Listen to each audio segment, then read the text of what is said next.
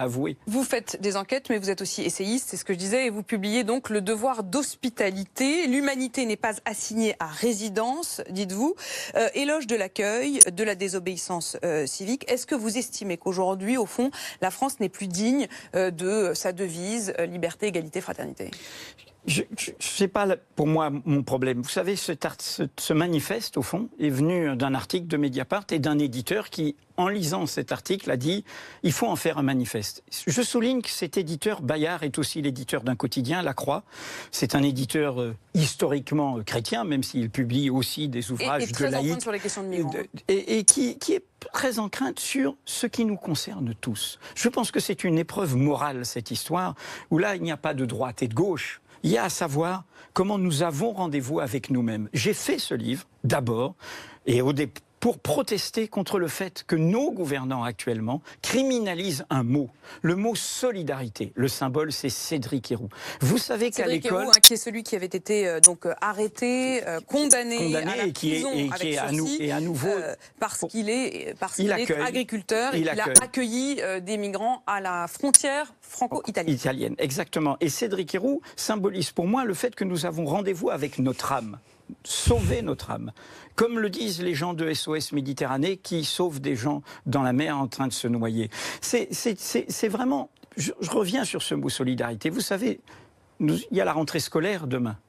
Dans les écoles primaires, dans les collèges, dans les lycées, dans le cours et le programme d'instruction morale et civique, et il y a le mot moral. Il y a liberté, égalité, fraternité, la devise dont vous parliez. 4e mot, laïcité. Et le 5e mot, solidarité. On apprend aux enfants la solidarité et on la criminalise. Je vais vous dire, en vous lisant, et du Plenel, on a évidemment envie d'être d'accord avec vous, parce qu'on se dit finalement, on a envie d'être du côté des gentils et contre les méchants. Il y a un côté un peu comme ça, c'est-à-dire il faut accueillir, il ne faut pas rejeter l'autre, mais...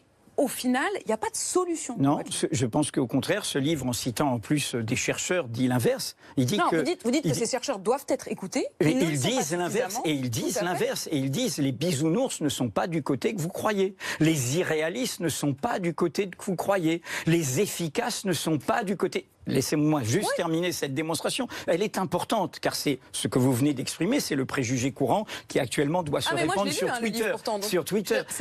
Eh bien, justement, il montre qu'au contraire, la politique de nos gouvernants est une politique à courte vue. Cette humanité qui frappe à nos portes, dans un mélange où il y a les injustices sociales, les désordres guerriers, les dérèglements climatiques, les dénis démocratiques, elle va continuer à frapper à notre porte. Et donc, être au rendez-vous de notre histoire, être au rendez-vous de nos valeurs, être au rendez-vous de ce que nous sommes, c'est bien sûr qu'il y a ensuite des problèmes concrets, etc. Mais Damien Carême, le maire de Grande-Synthe, a montré que ces problèmes, on peut les résoudre quand on en a la volonté.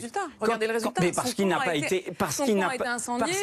été, aidé par la puissance publique, parce qu'il est un cas isolé, et parce qu'il n'y a pas eu ce discours fondamental. Et ce discours fondamental, je le redis, je vous dis, nous allons en payer le prix. Apolline de Malherbe, nous allons en payer le prix. Parce que si nous ne sommes pas au rendez-vous du lointain, nous ne saurions pas nous soucier du prochain. C'est quelque chose de fondamental. Si nous ne savons pas être au rendez-vous de la solidarité de gens qui ne sont pas la misère du monde, ils cherchent la dignité, ils cherchent la fierté, ils cherchent à échapper, ils ne sont pas assignés à résidence, il y a un malheur de la naissance. Vous êtes bien nés, moi aussi, dans un endroit où il n'y avait pas de guerre, il n'y avait pas de famine, et d'autres, ils sont nés là. Et ils n'ont pas le droit de bouger. Si, ils ont le droit de bouger. Si nous ne sommes pas au rendez-vous de ça, nous ne saurons pas être au rendez-vous de nos propres solidarités. Ce que font nos gouvernements est une pédagogie du chacun pour soi, du repli, de l'égoïsme. Et du coup, ils préparent, on ne se rend pas compte, le pire pour nous aussi. Virginie. Mais en fait, vous faites appel à ce que nous avons de meilleur en nous, la générosité, l'accueil. C'est plutôt bien, en général. La solidarité, le sens de... Bon. Mais ce faisant, vous appelez aussi à l'insubordination des citoyens contre les pouvoirs publics. Et ça a quelque chose de sympathique, mais de dérangeant. Parce qu'effectivement, concrètement, comment ça peut se passer? Où peuvent aller tous ces migrants qui ne vont que se multiplier tout au long des années à venir? Quelles sont les solutions réalistes? Voilà, c'est très sympathique. C'est même très utopiste, c'est très généreux. Mais quelles sont les applications concrètes de ce genre d'insubordination? Vous savez, c'est dans la Déclaration des droits de l'homme de 1789. Ça s'appelle la résistance à l'oppression. C'est prévu. Ça, j'ai bien compris. Prévu. Mais ça s'organise comment dans une société comme la nôtre? N'oubliez jamais que les libertés dont vous profitez ont d'abord été le fait de gens qui ont dit la norme qu'on veut nous imposer est injuste. Pourquoi la Déclaration universelle des droits de l'homme prévoit la résistance à l'oppression? Parce qu'elle dit à un moment, s'il y a oppression, on doit pouvoir se lever. Donc, on résiste à l'oppression, mais on fait comment? Il y a oppression. Eh bien, on montre l'exemple, comme tous ces gens-là. Dans 20 ans, on parlera de Cédric Herrou.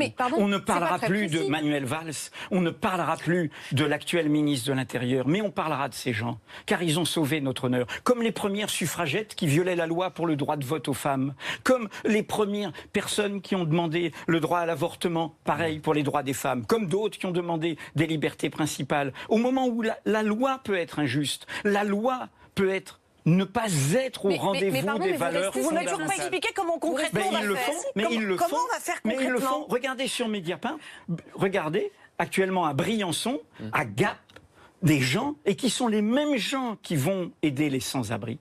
Eh bien, ils accueillent des gens. Nous le racontons. C'est la société civile qui aujourd'hui montre l'exemple. Ce sont des exemples isolés face à un nombre croissant. J'espère bien que ces exemples seront de moins isolés. J'espère bien que notre société, c'est pour ça qu'on fait ce manifeste, pour dire réveillez-vous.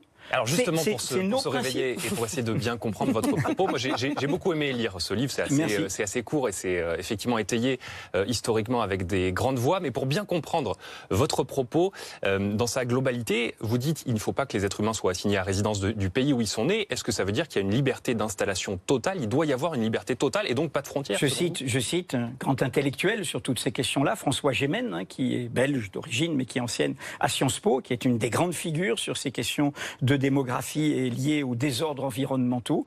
Il a fait un formidable article qui s'appelle « Ouvrir les frontières ». Il montre de manière très rationnelle, très pragmatique, pas du tout hors sol, combien, contrairement à la vulgate qu'on nous serine depuis 20 ans, par rapport à la réalité du monde, nous ne sommes pas seuls au monde. Eh bien oui, il faut laisser venir.